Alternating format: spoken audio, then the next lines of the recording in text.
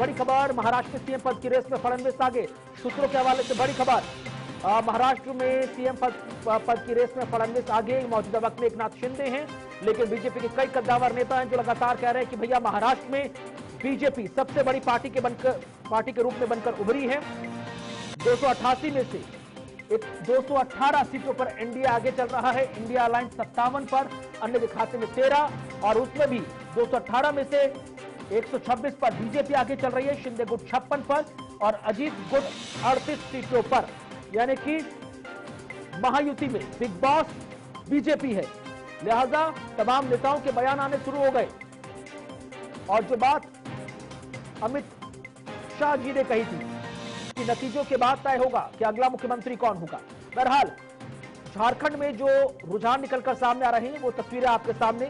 81 में से 50 सीटों पर कांग्रेस पार्टी के नेतृत्व में, जेएमएम के नेतृत्व में इंडिया अलायंस 50 नंबर पर, बीजेपी के नेतृत्व में एनडीए 30 और अन्य के खाते में 1 सीट। जेएमएम 30 सीटों पर आगे चल रही है, बीजेपी 27 सीटों पर आगे चल रही है, कांग्रेस 14 सीटों पर आगे चल रही है, आरजेडी 5, आजसू 1। नंबर आपके सामने, Congress 14, BJP 27, JMM 28, AJSU 1, JDM 1, अन्य के खाते में 1।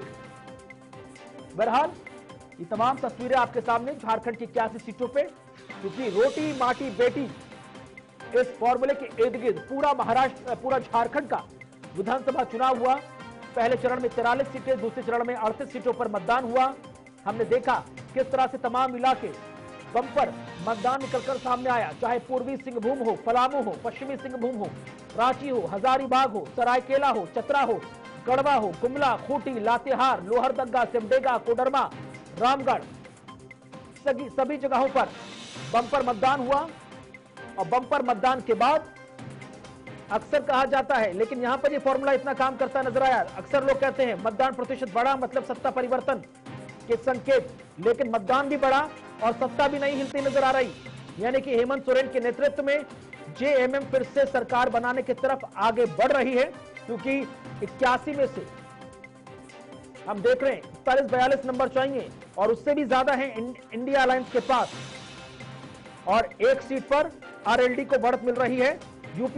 यूपी उपचुनाव में बीजेपी का जलवा लगातार बरकरार बनता नजर आ रहा है।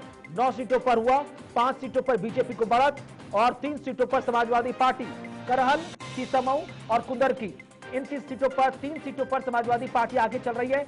मीरापुर से आरएलडी आगे चल रही है, मीरापुर से मिथिलेश पाल आरएलडी यानी कि इंडिया अलायंस से आगे चल रही हैं। भारतीय जनता पार्टी की रामवीर सिंह कुंदरकी से आगे चल रहे हैं। बीजेपी के संजीव शर्मा गाजियाबाद में आगे चल रहे हैं। बीजेपी के सुरेंद्र दिलेर खैर में आगे चल रहे हैं।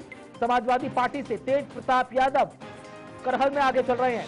नसीम सोलंकी समाजवादी पार्टी से इरफान सोलंकी की पत्नी सीतामऊ में आगे चल रही हैं। भारतीय जनता पार्टी से दीपक पटेल फूलपुर में आगे चल रहे हैं। समाजवादी पार्टी से शुभावती वर्मा कटहरी में आगे चल रही हैं।